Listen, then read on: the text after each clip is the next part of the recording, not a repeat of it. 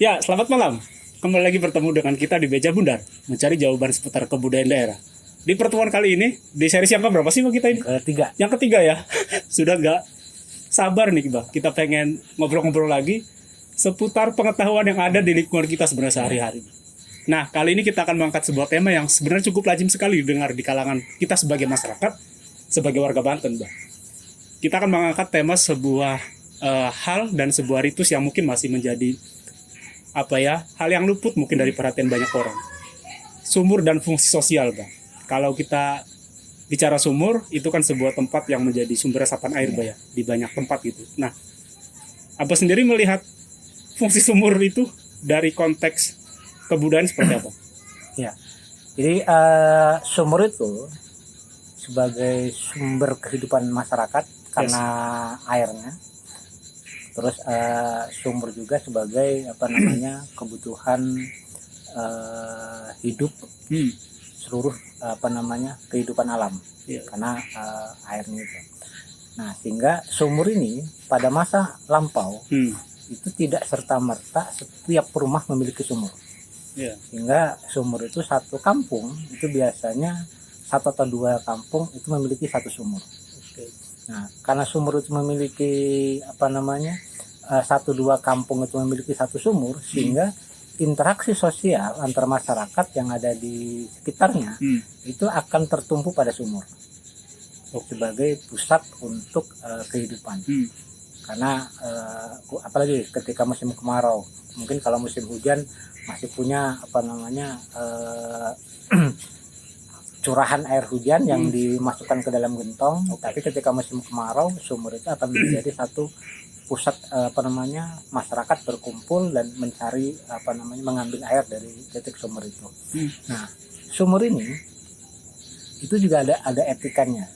Ketika orang pertama kali masuk mengambil air di sumur, itu biasa kalau dulu jam 3:30 subuh, maka tidak langsung untuk mandi atau tidak langsung untuk membasuhkan ke dalam anggota tubuh kita. Maka akan dibuang dulu 3 kali airnya, air bagian atas itu dibuang karena khawatir sumur itu diracuni oleh seseorang atau oleh orang-orang yang tidak bertanggung jawab. Sehingga sumur ini dijaga 24 jam. Tapi ketika jam 10 sampai jam 3 dini hari, ini sumur dipantau dari jarak jauh.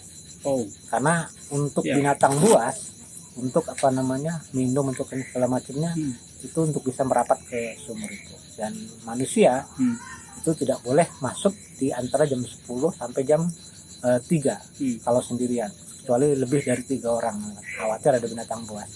Nah, karena sumur ini berfungsi sebagai sosial, sehingga orang ketika terjadi sesuatu yang konflik internal, maka pasti akan ketemu di sumur. Kalaupun nggak siang, pagi, sore, pasti kan akan ketemu di sumur. Karena sumur menjadi tumpuan hidupnya. Sehingga sumur inilah kemudian orang-orang zaman dulu itu di episode yang kemarin tentang Parondan, itu juga tetap menjaga sumur itu supaya tetap sumbernya terjaga, dan bukan hanya sumurnya yang terjaga, tapi lingkungannya, efek lingkungannya. Kenapa? Akhirnya dari sumur yang terjaga itu beberapa pohon hidrologi itu tidak boleh ditebang. Di antaranya pohon hidrologi itu adalah pohon beringin, pohon bunut, pohon sentul, atau pohon yang berakar gantung. Nah, pohon ini yang akan menyumbang air bersih, sumbernya akan masuk ke dalam sumur. Atau ketika pohon-pohon hidrologi ini sudah umurnya ratusan tahun, dia menembus pasir hitam, dan ketika akarnya busuk dan akan menjadi bulakan, sumber air baru.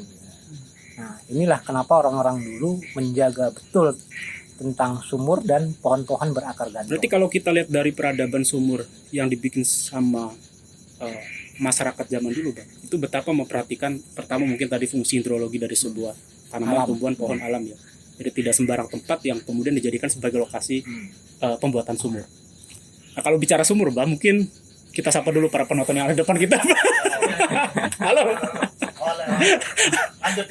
Menang-menang lagi rongakan, Bang. Kudu. Kudu. Sambil ngopi sambil lanjut Kang ya. Iya, siap. Ini Kita juga mau bertanya, Sambil ngerokok. sambil ngerokok. karena kan kebanyakan orang itu nggak tahu makna dari sumur itu.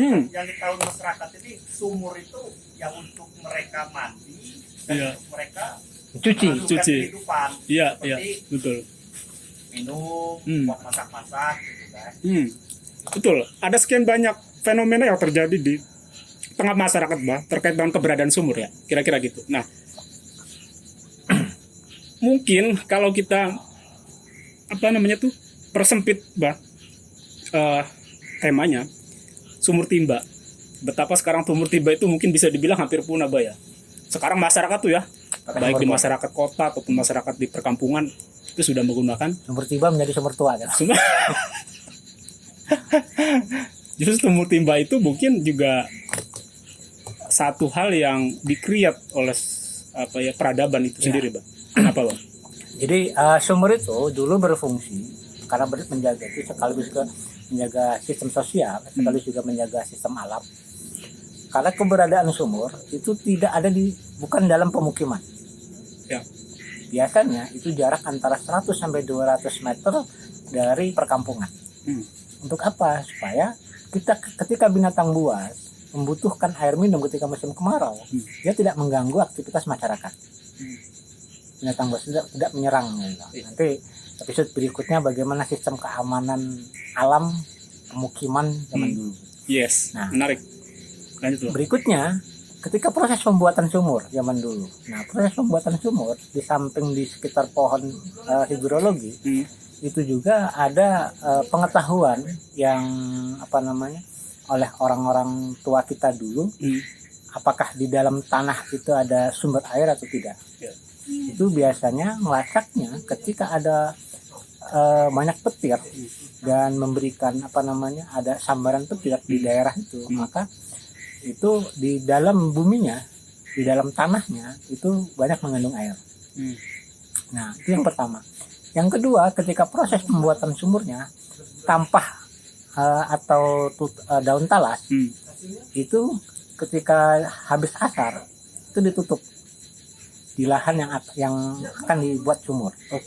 Ketika malam hari besok paginya embun pagi itu di salah satu daun talas atau tampah itu banyak embunnya, maka itu yang akan digali.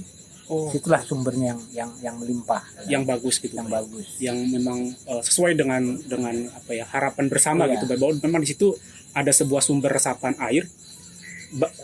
Mungkin juga dilihat dari aspek geografi, ya kan? ya. Bagaimana- Di samping aspek geografi juga aspek lingkungan, Ya. kan menjaga itu, karena posisinya dulu setiap pemukiman, apalagi kalau di wilayah Serang Timur sampai ke wilayah Bekasi Kerawang, itu dulu pemukimannya itu kan dilindungi oleh pohon bambu, Ya. oleh rumpun bambu. Sumur itu di luar rumpun bambu itu. Ya. Kenapa di pemukiman itu di rumpun bambu? Karena untuk menjaga angin, puting beliung atau karena kan dulu rumahnya bilik. Jadi ketika terjadi gempa segala macam, maka tanah yang di tempat tinggal itu tidak mudah goyah. Jadi ada sisi mitigasi bencananya di perumahan-perumahan zaman dulu. Jadi ada mitigasi bencana yang begitu kuat, baik dari sumur maupun dari pola penataan perkampungannya. Nah, itu yang pertama. Nah, yang kedua, sumur ini di samping ada fungsi yang lain. Nah, sumur ini juga dijaga sampai tahun 70-an. Mungkin masih banyak di lingkungan kita, satu desa atau satu kampung hanya ada sumur. Yang kemudian hari ini dikenal sebagai sumur tua, Sumur tua. sumur timba. Artinya definisi sumur tua atau sumur tumba itu sebenarnya satu juga sudah cukup memenuhi kebutuhan sekian masyarakat Iya. di sebuah dusun atau desa gitu, Bang. Nah, menarik kalau tadi selain fungsi sosial, sumur itu sebagai fungsi apa lagi, Bang? Kalau fungsi sosial tadi untuk sumur itu hanya satu dan satu wilayah, itu fungsi sosial. Ya. Nah, sekarang sumur, setiap rumah punya sumur. sehingga orang komunikasi antar sesama satu wilayah Ya. ini mulai terpisah. Ya. Jadi komunikasi yang biasanya jam 4, jam 5 sampai jam 5 atau sampai Udah jam saling 6, antri. saling antri di sekitar sumur untuk untuk bebersih atau untuk ambil air. Nah, sekarang kan posisinya masing-masing. Komunikasi udah kurang. Ditambah dengan posisi sumur, nah sekarang ego masyarakat itu lebih tinggi. Ketika yang satu pakai mesin kecil, yang satunya pakai mesin jet pump, satunya lagi pakai satelit, pakai ini lagi segala macam, sehingga orang yang nggak punya untuk bikin sumur satelit, dia walahan nggak dapat air, karena egoisme masyarakat. Jadi betapa sumur itu dulu mungkin merekatkan solidaritas sosial ya, dengan hanya itu cukup fungsi sumur yang sebenarnya. Oke. Bang Yadi, saya mau bertanya Ya silakan, Bang. Ini warga Puri terkait yang tentang setia. sumur tua tadi ya. Sumur tua tersebut tuh termasuk dalam kategori seperti apa gitu. Nah, konon kan kalau kita berbicara sumur tua berarti kan umurnya setelah kita lah sekian ratus tahun yang lalu gitu kan. Apakah setiap pembuatan atau pembikinan sumur tua tersebut ada ritual-ritual yang harus disediakan gitu kan, nggak seperti zaman sekarang nih asal ketuk gitu kan, ya timbulnya itu tadi paling juga kita dapat air dari gitu kan setahun 2 tahun hilang. Kadang-kadang juga kalau kita lagi sial-sial juga paling 1 bulan kayak gitu kan. Apakah berpengaruh kayak gitu?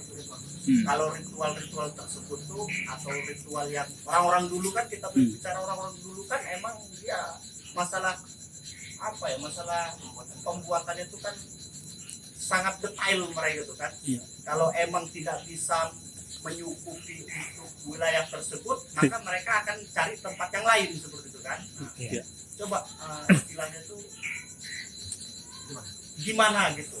Oke, kita review pertanyaannya, Bah. Mungkin mic-nya juga agak sedikit jauh, jadi biar penonton juga bisa tahu gitu inti dari pertanyaan warga kita ini, Bah. Yang peduli terhadap eksistensi sumur sebenarnya. Jadi adakah sebuah ritual khusus ketika orang mau bikin sumur gitu? Ya, jadi ritual khusus pertama sebelum bikin sumur, masyarakat